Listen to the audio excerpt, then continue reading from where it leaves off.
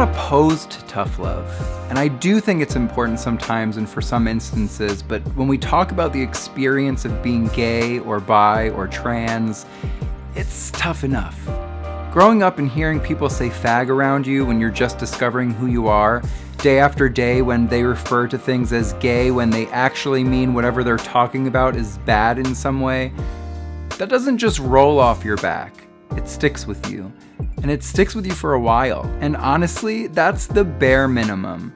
There are people who are kicked out of their homes, by their families, by the people they love, who they thought loved them, or worse. I consider myself extremely lucky to have my family come around when initially they really didn't know how to handle it. I came out when I was 15 to myself and to a few of my friends, and at 17 to my family.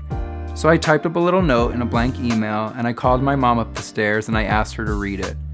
The first thing she said was, "Who sent this to you?" And at that point, I remember thinking, I don't have the strength to say this out loud, which is why I wrote it down in the first place. But I had to clarify, and I was like, "No, this is me talking to you." And then the first thing she said was, "Does this mean I'm not going to have grandchildren?" Never mind the fact that initially I came out as bi, and if I could take that part back, I would, because although to me I saw it as a softer blow, in retrospect, coming out as bi when I knew I was gay sort of added to this narrative of bisexuality just being a stepping stone and not an actual real identity. It's real, I promise. And I have a brother who's straight, and egg donors exist, and adoption exists. Point is, gay people can have babies. My family is also very religious, so there was that whole factor of guilt and shame, and it forced me to try to repress this part of me that's a huge fact about who I am. And that was probably the unhealthiest part. Stifling my feelings and attempting to fit in this mold, this ideal that society has of men. You have to be masculine, you have to like sports, you have to like girls. But what happens when none of those things apply to you? It was hard. Not to mention, there are obviously straight guys who are a little feminine, who don't like sports, and there are gay guys who are masculine and love sports, they just don't like girls. But it's this concept of toughness, that anything seen as feminine is not tough, and in turn, bad. Unless you're a feminine lesbian, then of course you get to be fetishized. So yay. That was sarcasm, just in case you didn't catch it. As people within the LGBTQ+ community, we had to be creative. We had to combat negativity in our own way.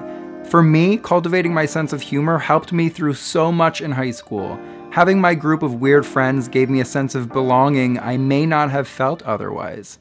Always seen as other by society, you have to navigate through all the hard stuff to find a place you feel safe and loved and appreciated and understood.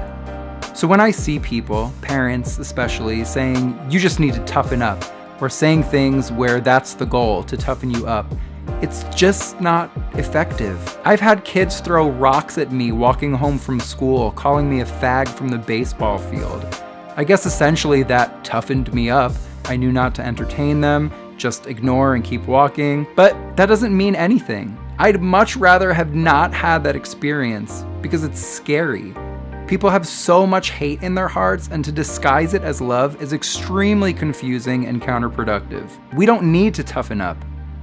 We're already tough enough.